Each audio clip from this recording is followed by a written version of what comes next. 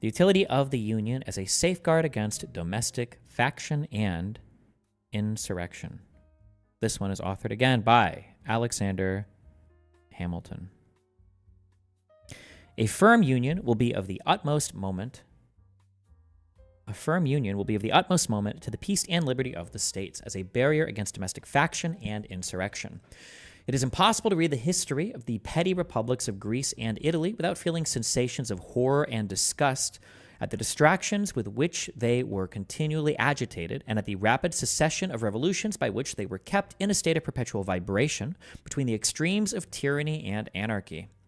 If they exhibit occasional calms, these only serve as short-lived contrast to the furious storms that are to succeed. If now and then intervals of felicity open to view, we behold them with a mixture of regret, arising from the reflection that the pleasing scenes before us are soon to be overwhelmed by the tempestuous waves of sedition and party rage. If momentary rays of glory break forth from the gloom, while they dazzle us with the transient and fleeting brilliancy, they at the same time admonish us to lament that the vices of government should pervert the direction and tarnish the luster of those bright talents and exalted endowments for which the favored soils that produce them have been so justly celebrated. Jesus. All this to say that republics like Greece and Italy fought all the fucking time, and if there was moments of peace, you were only catching your breath for the next war. From the disorders that disfigure the annals of those republics, the advocates of despotism have drawn arguments not only against the forms of republican government, but against the very principles of civil liberty. They have decried all free government as inconsistent with the order of society and have indulged themselves in malicious exultation over its friends and partisans. Happily for mankind, stupendous fabrics reared on the basis of liberty, which have flourished for ages, have, in a few glorious instances, refuted their gloomy sophisms. And I trust America will be the broad and solid foundation of other edifices, not less magnificent, which will be equally permanent monuments of their errors. America will be different. We will have a strong republic that doesn't fight all the time, I guess.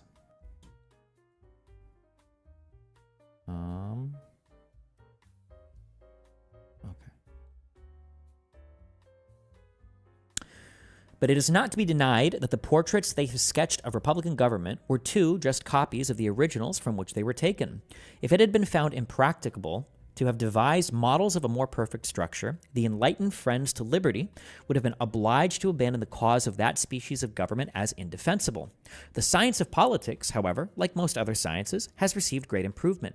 The efficacy of various principles is now well understood, which were either not known at all or imperfectly known to the ancients.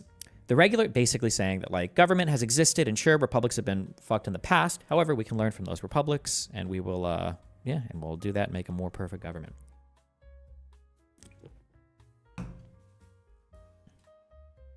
The regular distribution of power into distinct departments, the introduction of legislative balances and checks, the institution of courts composed of judges holding their offices during good behavior, the representation of the people in the legislature by deputies of their own election. These are wholly new discoveries, or have made their principal progress towards perfection in modern times. They are means, and powerful means, by which the excellences of republican government may be retained and its imperfections lessened or avoided. To this catalog of circumstances that tend to the amelioration of popular systems of civil government, I shall venture, however novel it may appear to some, to add one more on a principle which has been made the foundation of an objection to the new Constitution. I mean the enlargement of the orbit within which such systems are to revolve, either in respect to the dimensions of a single state or to the consolidation of several smaller states into one great confederacy.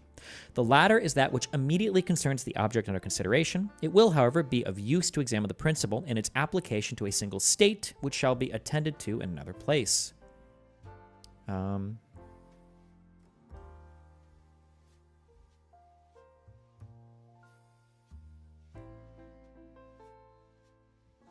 Talking about how, like, this concept of government can encapsulate state governments and the federal government, I think, right? Is basically what he's talking about here. It's real. Ben Shapiro. Oh.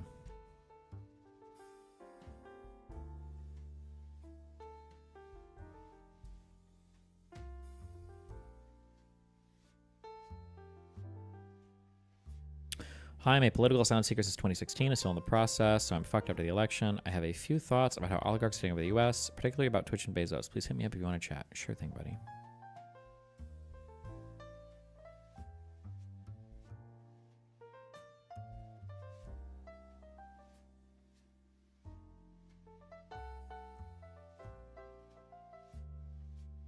The utility of Confederacy, as well to suppress faction and to guard the internal tranquility of states as to increase their external force and security, is in reality not a new idea. It is, I think, Confederacy, might, like, in particular mean a union of separate governments. It might be, I think in this year at this time, that's what we mean when we say Confederacy. A confederacy is a political union of states, countries, organizations that are joined together for a common purpose and interest. Yeah, okay. So a confederacy, it's more than just like one giant government that encompasses everybody. It's more that a confederacy is like a union of states, basically, right?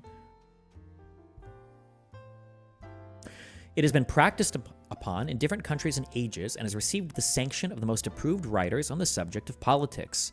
The opponents of the plan proposed have, with great assiduity, cited and circulated the observations of Montesquieu on the necessity of a contracted territory for a republican government. Assiduity. But they seem not to have been apprised of the sentiments of that great man expressed in another part of his work, nor to have averted to the consequences of the principle to which they subscribe with such ready acquiescence.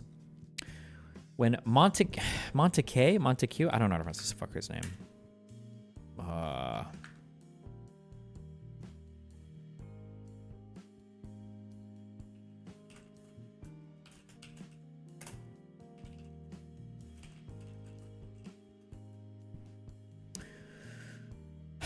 When Montesquieu recommends a small extent for republics, the standards he had in view were of dimensions far short of the limits of almost every one of these states. Neither Virginia, Massachusetts, Pennsylvania, New York, North Carolina, nor Georgia can by any means be compared with the models from which he reasoned and to which the terms of his description apply. If we therefore take his ideas on this point as the criterion of truth, we shall be driven to the alternative either of taking refuge at once in the arms of monarchy, or of splitting ourselves into an infinity of little, jealous, clashing, tumultuous commonwealths, the wretched nurseries of unceasing discord, and the miserable objects of universal pity or contempt. I think he's saying that when this Montesquieu guy, I don't know anything about this guy, political theory, but it sounds like this guy probably spoke about forming republics, but those republics would have been for smaller states or populations than any of the states that already existed. So if it works in these larger states, then, hey, why not make it work in the U.S., I guess? Maybe. I think that's what is being implied here. Some of the writers who have come forward on the other side of the question seem to have been aware of the dilemma, and have even been bold enough to hint at the division of the larger states as a desirable thing. Such an infatuated policy, such a desperate expedient, might, by the multiplication of petty offices, answer the views of men who possess not qualifications to extend their influence beyond the narrow circles of personal intrigue, but it could never promote the greatness or happiness of the people of America. Referring the examination of the principle itself to another place, as has been already mentioned, it will be sufficient to remark here that, in the sense of the author, who has been most emphatically quoted upon the occasion, it would only dictate a reduction of the size of the more considerable members of the Union, but would not militate against their being all comprehended in one Confederate government. And this is the true question in the discussion of which we are at present interested. So far are the suggestions of Montesquieu from standing in opposition to a general union of the states that he explicitly treats of a Confederate republic as the expedient for extending the sphere of popular government and reconciling the advantages of monarchy with those of republicanism. It is very probable, says he, that mankind would have been obliged at length to live constantly under the government of a single person, had they not contrived a kind of constitution that has all of the internal advantages of a republican, together with the external force of a monarchical government, a Confederate republic. This form of government is a convention by which several smaller states agree to become members of a larger one, which they intend to form. It is a kind of assemblage of societies that constitute a new one, capable of increasing by means of new associations till they arrive to such a degree of power as to be able to provide for the security of the united body. A republic of this kind, able to withstand an external force, may support itself without any internal corruptions. The form of this society prevents all manner of inconveniences. If a single member should attempt to usurp the supreme authority, he could not be supposed to have an equal authority and credit in all the Confederate states. Were he to have too great influence over one, this would alarm the rest. Were he to subdue a part which would still remain free, might oppose him with forces independent of those which he had usurped and overpower him before he could be settled in his usurpation. Should a popular insurrection happen in one of the Confederate states, the others are able to quell it. Should abuses creep into one part, they are reformed by those that remain sound. The state may be destroyed on one side and not on the other. The Confederacy may be dissolved, and the Confederates preserve their sovereignty.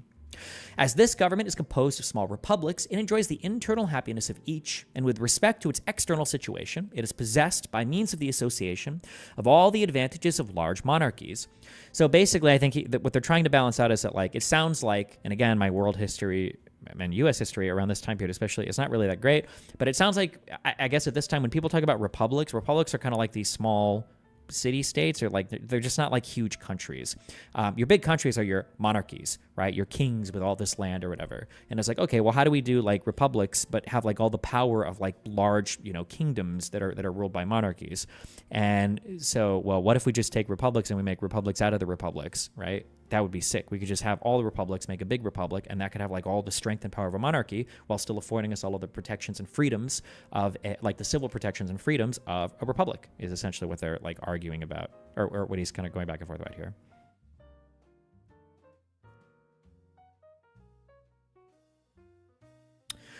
I have thought it proper to quote at length these interesting passages because they contain a luminous abridgment of the principal arguments in favor of the Union, and must effectually remove the false impressions which a misapplication of other parts of the work was calculated to make.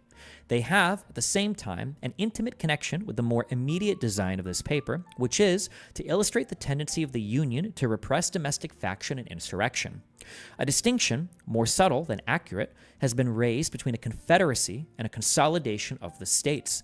The essential characteristic of the first is said to be the restriction of its authority to the members in their collective capacities, without reaching to the individuals of whom they are composed. It is contended that the National Council ought to have no concern with any object of internal administration.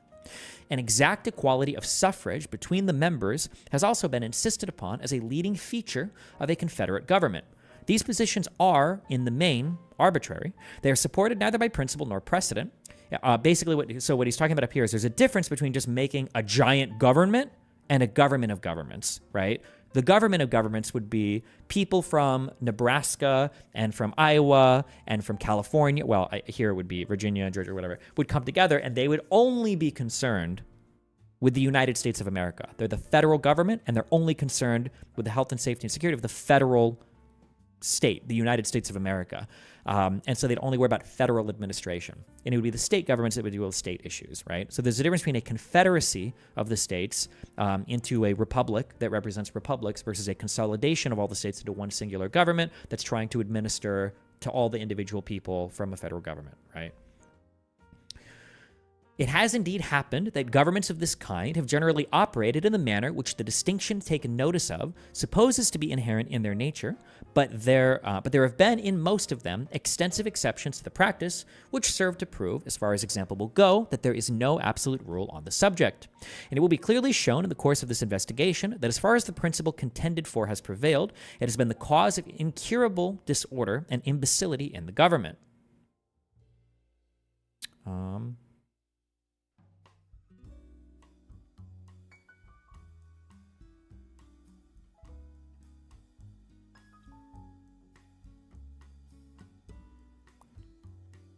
Talking about equality of suffrage between the members, so equality of suffrage, basically equal rights between the different members of the Union, and I guess he's going to talk about like how to figure this out, I guess. The definition of a Confederate republic seems simply to be an assemblage of societies or an association of two or more states into one state. The extent, modifications, and objects of the federal authority are mere matters of discretion. So long as the separate organization of the members be not abolished, so long as it exists by a constitutional necessity for local purposes, Though it should be in perfect subordination to the general authority of the Union, it would still be, in fact and in theory, an association of states or a confederacy. The proposed constitution, so far from implying an abolition of the state governments, makes them constituent parts of the national sovereignty by allowing them a direct representation in the Senate and leaves in their possession certain exclusive and very important portions of sovereign power. This fully corresponds in every rational import of the terms with the idea of a federal government. In the Lycian Confederacy, which consisted of 23 cities or republics, the largest were entitled to 3 votes in the Common Council, those of the middle class to 2, and the smallest to 1. The Common Council had the appointment of all the judges and magistrates of the respective cities. This was certainly the most delicate species of interference in their internal administration, for if there be any that seem exclusively appropriated to the local jurisdictions, it is the appointment of their own officers. Yet Montesquieu, speaking of this association, says, were I to give a model of an excellent Confederate republic, it would be that of Lycia. Thus we perceive that the distinctions insisted upon were not within the contemplation of this enlightened civilian, and we shall be led to conclude that they are the novel refinements of an erroneous theory. This is harder for me to understand.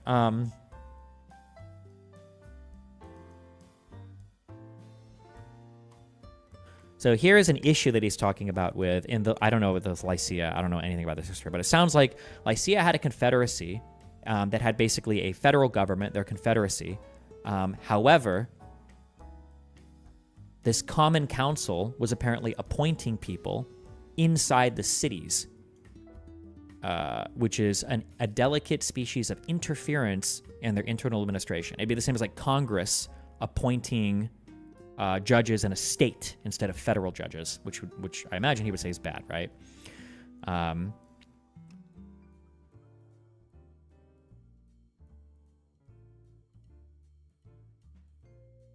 Okay, I'm sorry. I understand more. Hamilton is, he's shitting on Montesquieu. It sounds like, again, I don't know anything about this. Take everything I say here. It sounds like this Montesquieu guy is probably one of the most well-known authors at the time, I guess, speaking of republics. But it sounds like what Hamilton wants to do is Hamilton wants to go, Montesquieu had some really good ideas that I'm going to borrow from, that he quotes at length. However, Montesquieu is also kind of a primitive retard. For instance, he said that Lycia was a great confederacy, okay? However, the federal government of Lycia was literally appointing local judges. That's fucking retarded, okay? So listen, all right? This guy's not a god. He has some good ideas. We're going to take those ideas. But he was also like fucking crazy on some things, because what could be more important, right? If there be anything that seems exclusively appropriated to the local jurisdictions, it must be the appointment of their own officers. Yet Montesquieu, being the primitive retard he is, says, well, if I was to give a 5-star rating to any Confederate republic, it would be Lycia. Thus we perceive, so now we understand that Montesquieu did make distinctions, right, when he was thinking about things, but he wasn't making these distinctions as an enlightened civilian, rather kind of retarded sometimes, is basically, I think, what Hamilton is kind of arguing here. Okay, so if we were to notes all of this,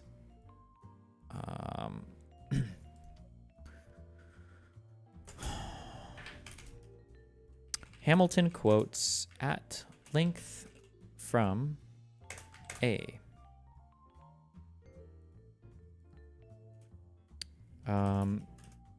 from Montesquieu. It speaks about and argues about the strength of confederacies, differentiates between confederacies of states versus dissolving states into a single unified government. Also critiques Montesquieu, demonstrating that even though he was a good source of intellectual, political, philosophical thought, he was not perfect.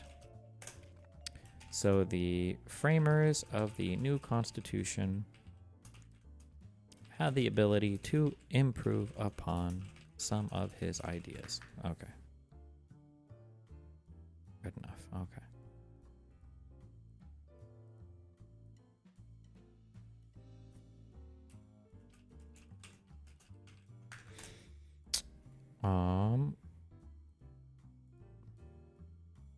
Okay. Hamilton and company were obsessed with Greek and Roman democracies. They wanted to understand how and where the systems failed to bring. Yeah, they're going through a lot of the historical, and the monarchs too, right? Yeah. Okay. Now we get our boy Maddie in here, okay? I don't think we've read anything from him yet. Have we?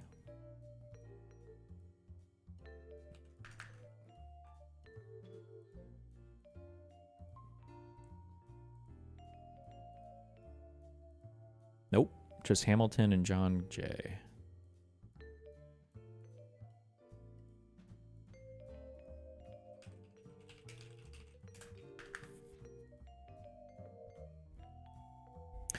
How is the appointment of these local magistrates different from appointing federal judges to administer federal law within states? Because federal judges only administer when there are matters of federal law. But generally, unless there's a really compelling reason, the states will have jurisdiction inside the states of people breaking the law within states. So the federal government cannot appoint your state judges. Your state does that. That's who you vote for.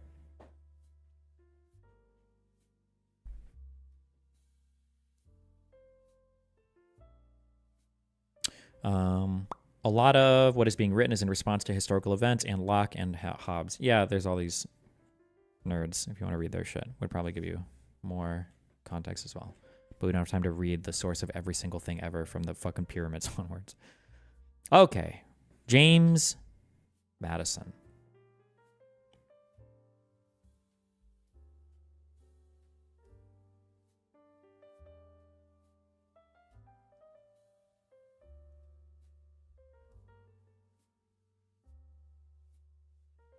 Among us. I don't remember this. To the people of the state of New York.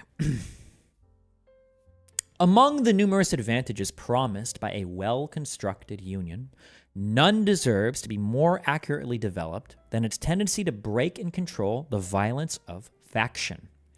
The friend of popular governments never finds himself so much alarmed for their character and fate as when he contemplates their propensity to this dangerous vice.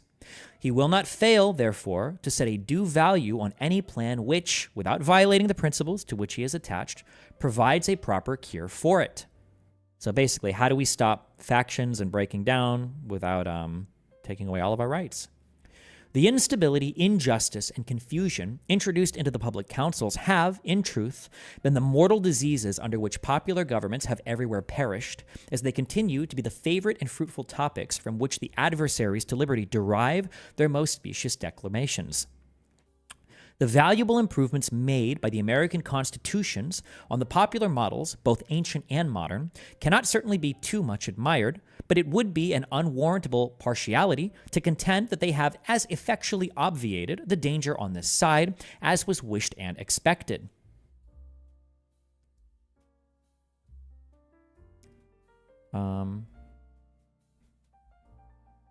So the American system, so far, all the state governments have improved on things, but it's not perfect yet, right?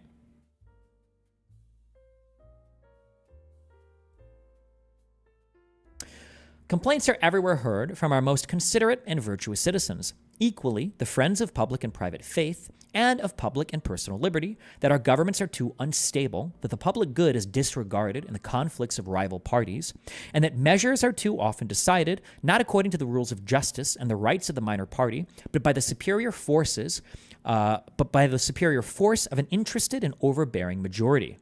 However anxiously we may wish that these complaints had no foundation, the evidence of known facts will not permit us to deny that they are in some degree true. It will be found, indeed, on a candid review of our situation, that some of the distresses under which we labor have been erroneously charged on the operation of our governments, but it will be found, at the same time, that other causes will not alone account for many of our heaviest misfortunes, and, particularly, for that prevailing and increasing distrust of public engagements and alarm for private rights which are echoed from one end of the continent to the other.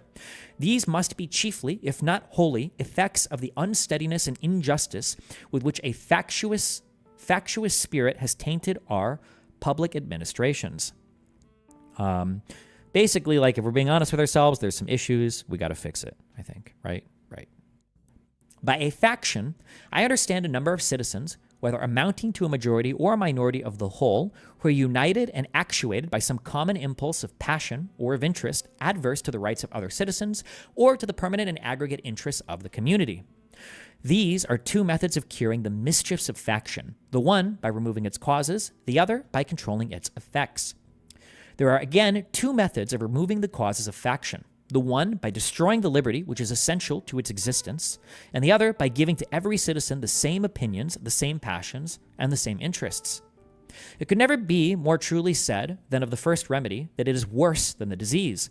Liberty is to faction what air is to fire, an aliment without which it instantly expires, but it could not be less folly to abolish liberty, which is essential to political life because it nourishes faction, than it would be to wish the annihilation of air, which is essential to animal life because it imparts to fire its destructive agency.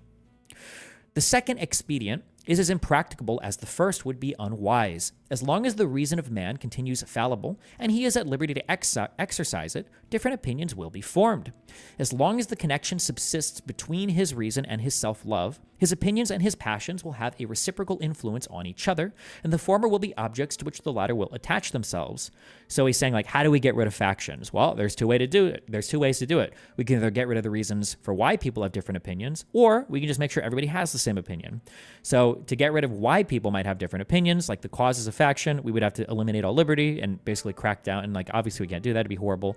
Or we could just make it so everybody has the same opinion, but as long as there are two minds, there will be two opinions. That will never happen, right?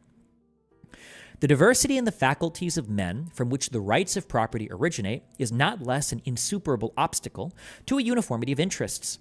The protection of these faculties is the first object of government. From the protection of different and unequal faculties of acquiring property, the possession of different degrees and kinds of property immediately results, and from the influence of these on the sentiments and views of the respective proprietors ensues a division of the society into different interests and parties. The latent causes of faction are thus sown in the nature of man, and we see them everywhere brought into different degrees of activity, according to the different circumstances of civil society. A zeal for different opinions concerning religion, concerning government, and many other points, as well as speculation as of practice, an attachment to different leaders ambitiously contending for preeminence and power, or to persons of other descriptions whose fortunes have been interesting to the human passions, have, in turn, divided mankind into parties, inflamed them with mutual animosity, and rendered them much more disposed to vex and oppress each other than to cooperate for their common good.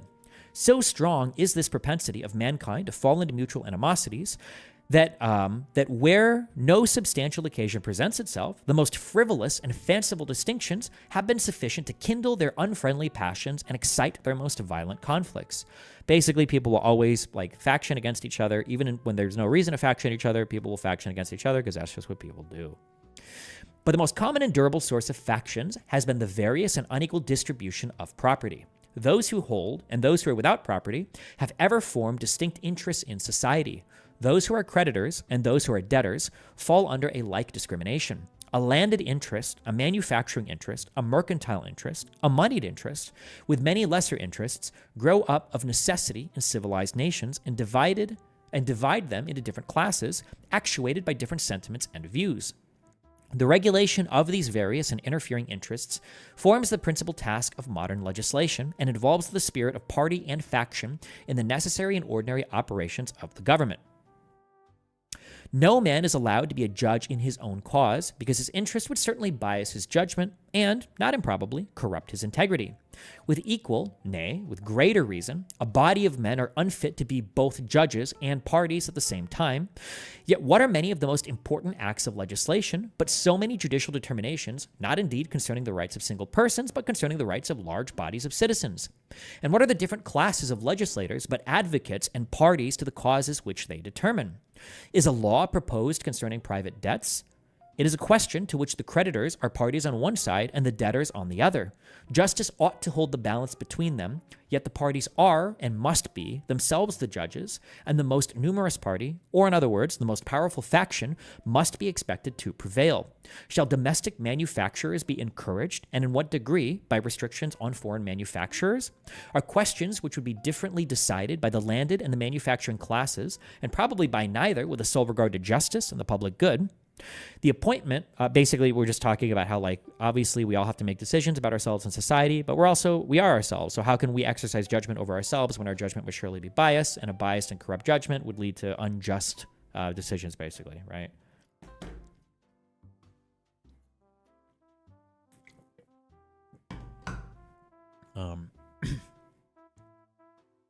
The apportionment of taxes on the various descriptions of property is an act which seems to require the most exact impartiality, yet there is, perhaps, no legislative act in which greater opportunity and temptation are given to a predominant party to trample on the rules of justice.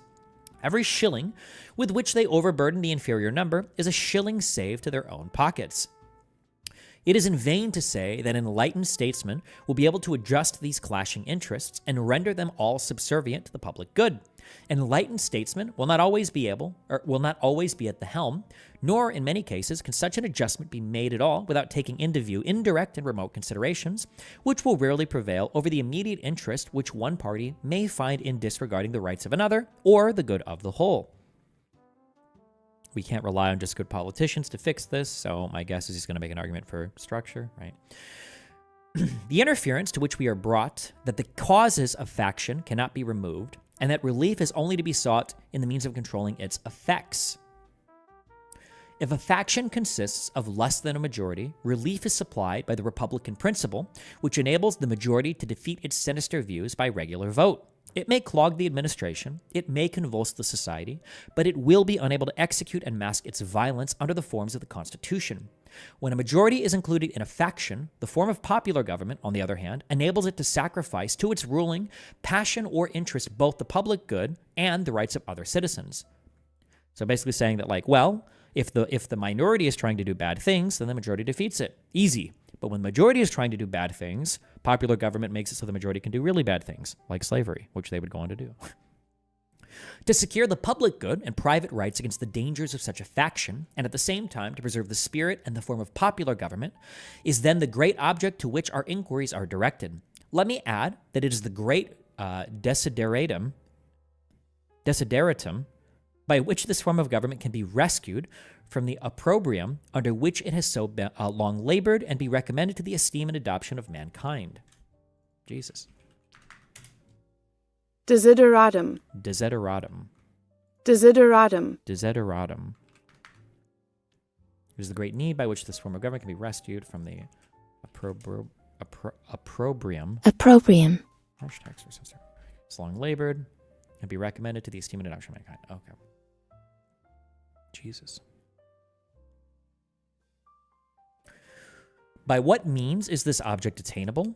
Evidently by one of two only. Either the existence of the same passion or interest in a majority at the same time must be prevented, or the majority, having such coexistent passion or interest, must be rendered, by their number and local situation, unable to concert and carry into effect schemes of oppression.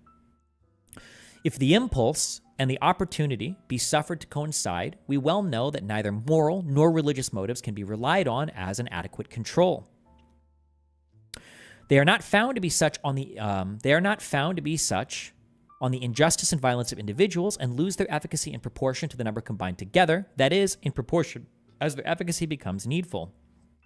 From this view of the subject, it may be concluded that a pure democracy, by which I mean a society consisting of a small number of citizens who assemble and administer the government in person, can admit of no cure for the mischiefs of faction. A common passion or interest will, in almost every case, be felt by a majority of the whole. A communication and concert result from the form of government itself, and there is nothing to check the inducements to sacrifice the weaker party or an obnoxious individual. Hence, it is that such democracies have ever been spectacles of turbulence and contention, have ever been found incompatible with personal security or the rights of property, and have in general been as short in their lives as they have been violent in their deaths. Theoretic politicians who have patronized this species of government have erroneously supposed that by reducing mankind to a perfect equality in their political rights, they would, at the same time, be perfectly equalized and assimilated in their possessions, their opinions, and their passions. A republic basically saying that, like, okay, well, a pure democratic mob rule government could work if literally every single person had the exact same beliefs and opinions and rights and everything, right? Obviously, it's not possible, right? A republic, by which I mean a government in which the scheme of representation takes place, opens a different prospect and promises the cure for which we are seeking. Let us examine the points in which it varies from pure democracy, and we shall comprehend both the nature of the cure and the efficacy which it must derive from the union. The two great points of difference between a democracy and a republic are, first, the delegation of the government, in the latter to a small number of citizens elected by the rest. Secondly, the greater number of citizens, the greater sphere of country over which the latter may be extended.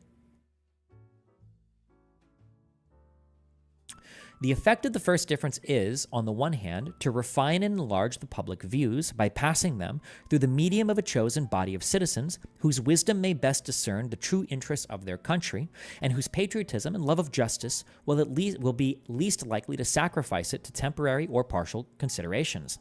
Under such a regulation, it may well happen that the public voice, pronounced by the representatives of the people, will be more consonant to the public good than if pronounced by the people themselves, convened for the purpose. Hold on, let me...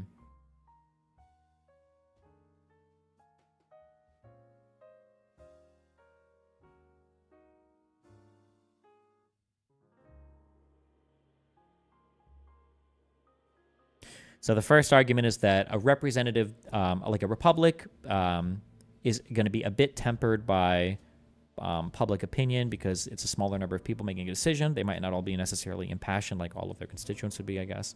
On the other hand, the effect may be inverted. Men of factious tempers, of local prejudices, or of sinister designs may, by intrigue, by corruption, or by other means, first obtain the suffrages and then betray the interests of the people. The question resulting is whether small or extensive republics are more favorable to the election of proper guardians of the public weal, and it is clearly decided in favor of the latter by two obvious considerations. Okay, so you could have a smaller group of men who might ignore their constituents who are being evil because the constituents are, held captive by their passions, but also a small group of people could just be corrupt. So maybe we need a larger group of people, and we're going to decide that with these arguments. In the first place, it is to be remarked that... Wait, hold on. I should take notes as we do this instead of trying to do it all at the end. Jesus, what a...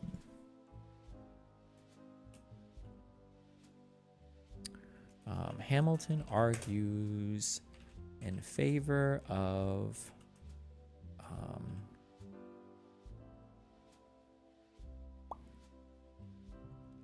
in favor of a structured republic that can protect rights. That can protect rights more effectively, may appear more effectively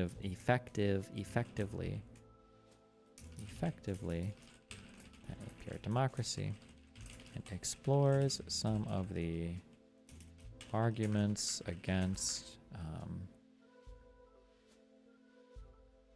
Sorry, this is Madison, not Hamilton.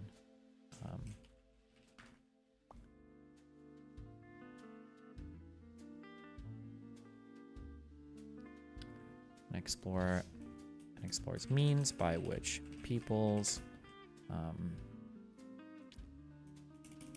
by which a government can fight against the tyranny of a corrupt majority or a sinister minority, I guess.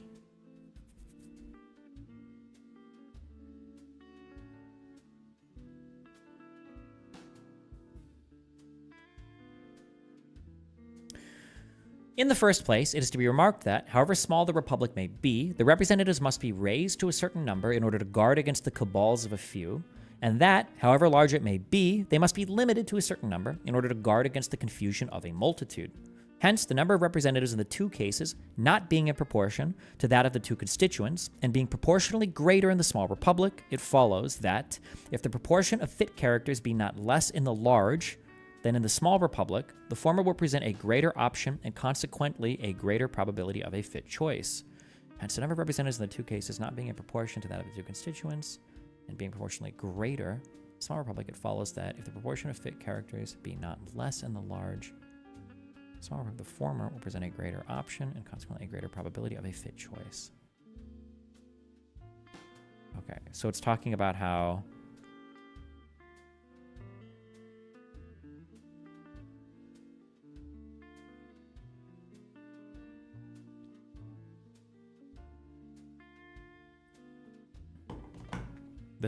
are we making an argument kind of for the Senate here?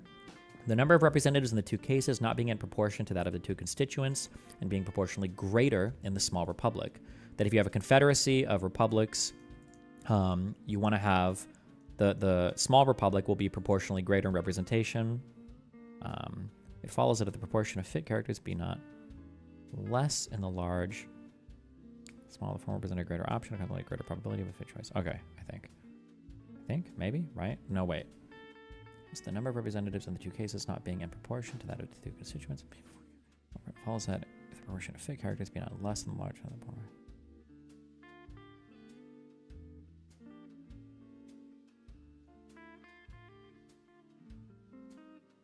I think, maybe? I'll keep reading.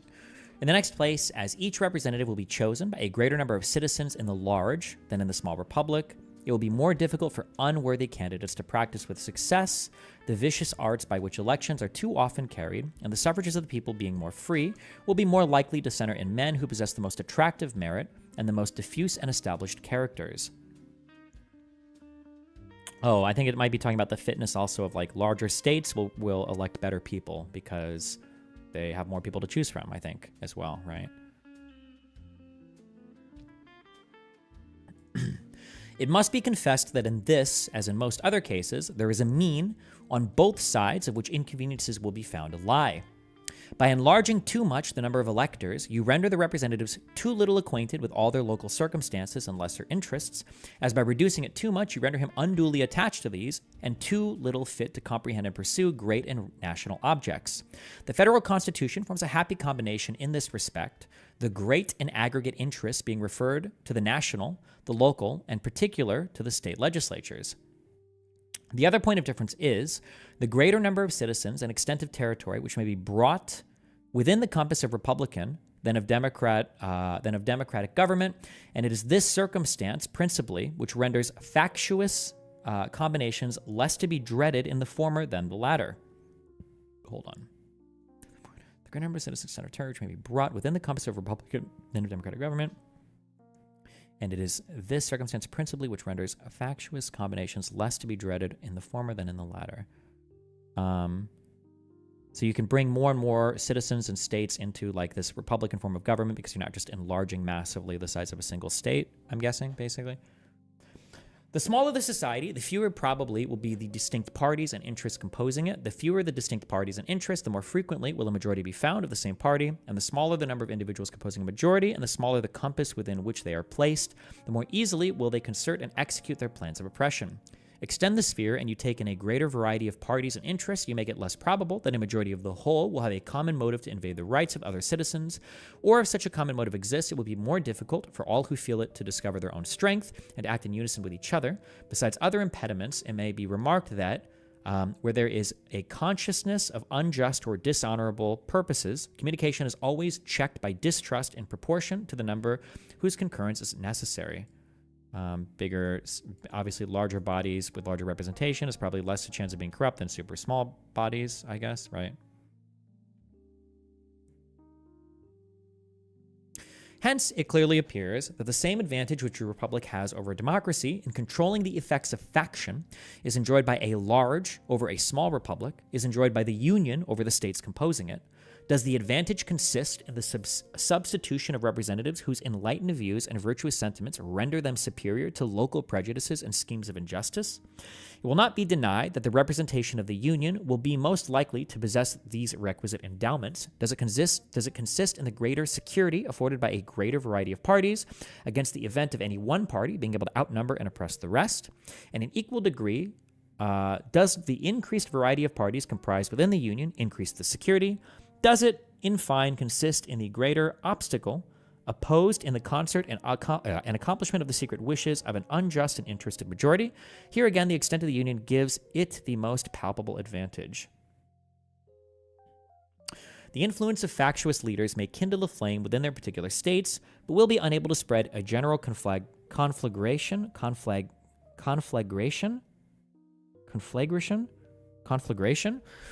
through the other states. A religious sect may degenerate into a political faction in a part of the Confederacy, but the variety of sects dispersed over the entire face of it must secure the national councils against any danger from that source. A rage for paper money, for an abolition of debts, for an equal division of property, or for any other improper or wicked project, no fiat currency, no socialism, will be less apt to pervade the whole body of the Union than a particular member of it, in the same proportion as such a malady is more likely to taint a particular county or district than an entire state. Malady. In the extent and proper structure of the Union, therefore, we behold a Republican remedy for the diseases most incident to Republican government, and according to the degree of pleasure and pride we feel in being Republicans ought to be our zeal in cherishing the spirit and supporting the character of Federalists. Jesus, this is fucking wordy. I think this is basically just arguing for the idea that like a large federal government with an appropriate number of people representing it can guard against all of the factious and crazy wacky things that might happen on a smaller state level, I think, basically, right?